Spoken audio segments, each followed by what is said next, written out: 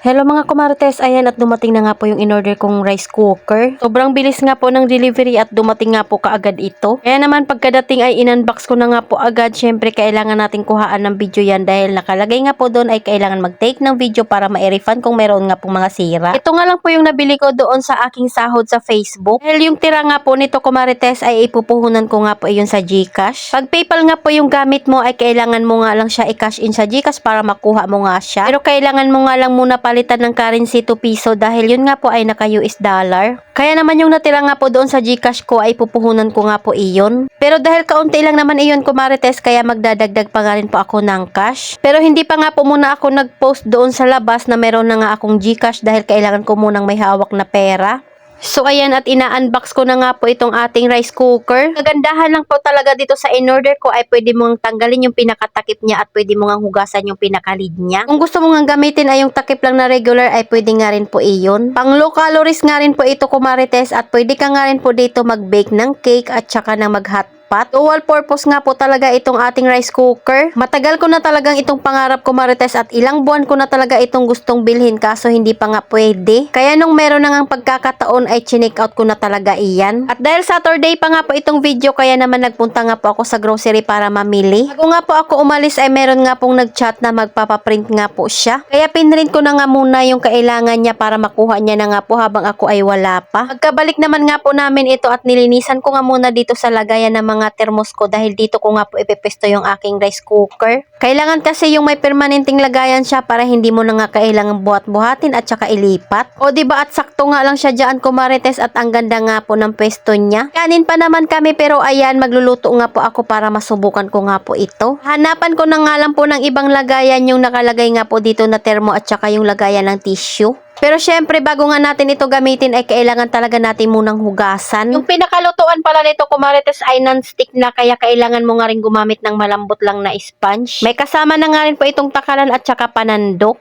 Ayan at hinugasan ko na nga rin po kasama yung lid doon sa pinakatakip niya. At itong parang steamer na ginagamit pag gusto mo nga magluto ng low carb na rice. Sobrang ganda nga rin po ng kanyang pinakalutuan dahil talaga namang makapal nga po iyan. Kakamukha na nga po yung aking mga gamit dito kumarites at purong kulay puti na nga po sila. Tagal na rin kasi talaga yung aking rice cooker at hindi na nga rin po maganda tingnan. Pinakagoma nga po na nakalagay doon sa rice cooker at kulay brown na. Siyempre at susubukan nga nating lutuin yung low carb rice. Nakalagay po pala doon sa instruction na bago mo nga i-on ay mas magandang nakasoak nga po yung rice mo ng mga 15 minutes o yung nakababad na muna siya. Din talaga yung nagustuhan ko kumarites at natatanggal nga po yung talaga yung pinakatakip niya. Ayan at ibabalik ko na nga po itong lid doon sa takip niya. Hindi mo nga rin baklasin yung pinakatakip niya para mas malinisan mo nga ng maayos. Dahil alam naman natin pag yung rice cooker nga po na hindi natatanggal yung takip ay talaga namang sumisiksik yung dumi sa pinakagilid. Lipat ko na nga rin po ng pesto yung pinakabulaklak dahil mahirap nga pong buksan. Bago ko nga po ilagay dito yung pinakaldero niya ay kailangan talagang punasan ng matuyo. Diba napakasya lang nga rin po ng kanyang kulay at kulay ginto. Kailangan lang talaga nating ingatan yung ating mga gamit para magtagal sa atin. May bahaw pa naman kami kumarites pero magsasalang na nga po ako ng 4 na takal. Ako na nga rin po hugasan yung bigas dahil hindi naman nga po lulusot na iyan dyan. Hugasan ko nga lang po ito hanggang sa maging malinaw na nga po yung pinakasabaw niya.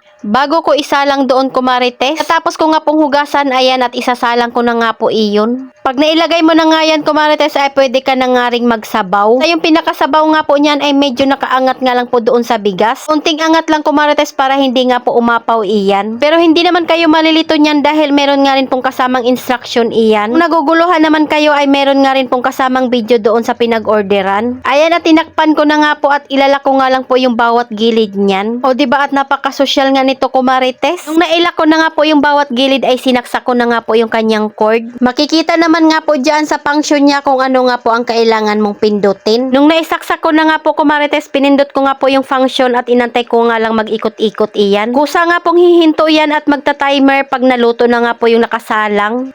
O diba at nakakatuwa at ang ganda na nga po nitong aking rice cooker. Ilalabas nga po dyan na usok at yung mga tubig pag sobra nga po yung ating sabaw. Aantayin mo nga lang na umistop nga po yung umiikot dyan para masabi mo ngang naluto na. Pagkatapos ko nga magsaing kumarites, nagluto na nga rin po ako ng ulam at hindi ko na nga ipinakita sa inyo. May baka anong oras na kami kumain kung lahat nga po ay nabidyohan ko. Ito nga po ay Bicol Express o di kaya binagoongan. Ano ba ang tawag sa inyo nito, kumarites? Green nga lang po yung inilagay ko dyan para naman makakain nga po yung dalawa. So ayan, at nakaluto din naman agad ako ng ulam at kami nga po ay kakain na. Ko lang talaga iyan na maluto sa mahinang apoy para mas masarap talaga yung pinakagata niyan. Nga po yung sinasabi ko, kumarites, na nagta-timer nga po siya pag maluluto na. Kaya naghain na nga rin si Jowa dahil luto naman na yung ulam namin. Syempre, at binuksan na nga namin yung rice cooker kung paano nga po yung itsura niya.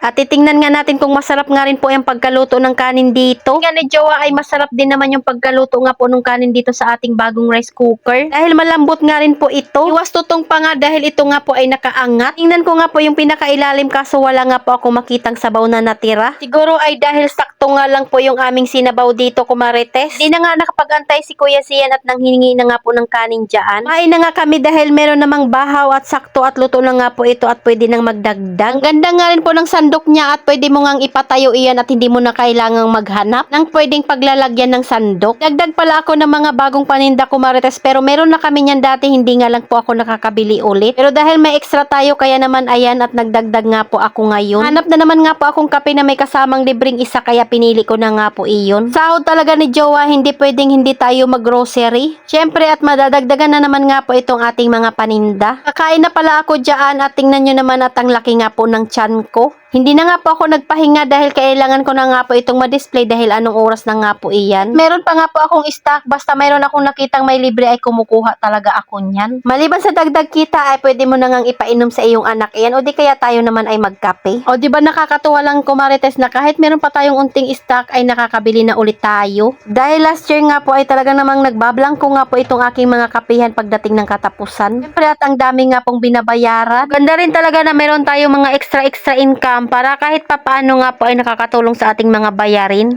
At hindi nga po maubos itong ating mga paninda sa kakakuha. Bado nga po itong video na ito, kumarites, kaya nung gabi pa lang ay dinisplay ko na dahil ako nga po ay magsisimba pag linggo. At para wala na nga pong kalat dito sa aming sala pagkabukas ng tindahan. O diba, at wala na naman nga po akong hawak na pera. Ipinamili ko na naman nga po yung sahod ni Jowa. At least at nakikita nga po dito sa aming munting tindahan yung kanyang mga pinagpaguran. Nung mga nakarang araw nga ay marami nga pong naghahanap sa akin ng mga pansit canton at saka noodles na kasalo. Kaya nagdagdag na nga rin po pala ako, kumarites, at nagtry nga lang po ako ng tigta-tatlo. Eh nyo ba, magkano ang benta nyo sa canton na kasalo pati na nga rin po sa mga Lucky Me na noodles? Yun pa lang kasi ako magdadagdag nito. Pili lang pala ako ng kaunting asukal dyan para hindi nga po kami maubusan. Unti-unting dagdag para hindi nga po tayo maubusan ng ating stock. Habang nagdi-display nga po ako dyan, kumarites, ay diretso na nga rin po ako paglilinis. Para pag natapos nga po ako mag-display ay marinis na nga rin po itong ating munting tindahan. Ayan, at kahit pa paano nga po ay meron pang bumibili dyan. Kahit gaano pa kahaba ang long weekend, kung tindera ka ay tindera ka talaga. Walang mahabang bakasyon pag ikaw ay merong tindahan. Araw-araw kang kikilos at magtitinda. Yung iba ay natutulog na at nagpapahinga, kami ito at nagdi-display pa din. Pero syempre kaligayahan namin iyan dahil mapupuno na naman nga po itong aming munting tindahan. Gugustuhin ko man magdagdag pa, kumarites, nitong aming mga paninda ay wala na nga kaming paglalagyan. Initingnan ko na nga rin po pala yung mga price dyan na mga dinagdag ko para malagyan ko nga po ng presyo. Yung mga madalas lang naman itanong sa akin yung mga nilalagyan ko dyan ng presyo at saka yung mga dinagdag ko ngayon. Sa tatlo nga lang muna itong aking mga binili, kumarites, at pinili ko nga po yung may libre pang noodles. Siyempre at panibagong kita na naman iyan. Tatlong pansit canton nga nakasalo na bibilhin mo ay meron kang libre na isang noodles na chicken. Tagal naman na mayroon na nga pong kasalo na pansit canton dahil pag isa nga lang po bilhin mo niyaan ay mabibitin ka. Bumili ka naman ng dalawa ay sobra naman. Sakto talaga itong kasalo na nabibitin nga po sa isang pansit canton. Ito lang talaga ang kagandahan pag nasa bahay nga lang ang iyong tindahan. Yung tipong may ginagawa ka ay kumikita ka pa rin talaga. Tipong nakaupo ka lang sa iyong munting tindahan ay meron ngang bumibili. Nakakatawa lang, kumarites, na kahit papaano ay paunti-unti na nga kaming nakabayad sa utang. O diba, at bago nga mag-December ay makabayad na kami. Makukuha nga ng buo yung aming pera doon sa umpukan. Para yung utang nga po na matira na lang sa amin ay doon sa card. Mayroon nga rin pa akong matatapos na loan sa card at bala ko nga munang magpahinga. Para kahit papaano ay kaunti na nga lang po yung babayaran ko ng buong isang linggo. Guhan kasi dito sa amin at tuwing Wednesday nga po ang bayaran. Isip ko kasi na mayroon pa naman nga pong mga laman itong aking munting tindahan ay baka hindi na nga muna ako magdagdag. So ayun lang muna, kumarites, salamat sa panonood. Follow for more. God bless us at sana i-share nyo na nga rin po itong aking video.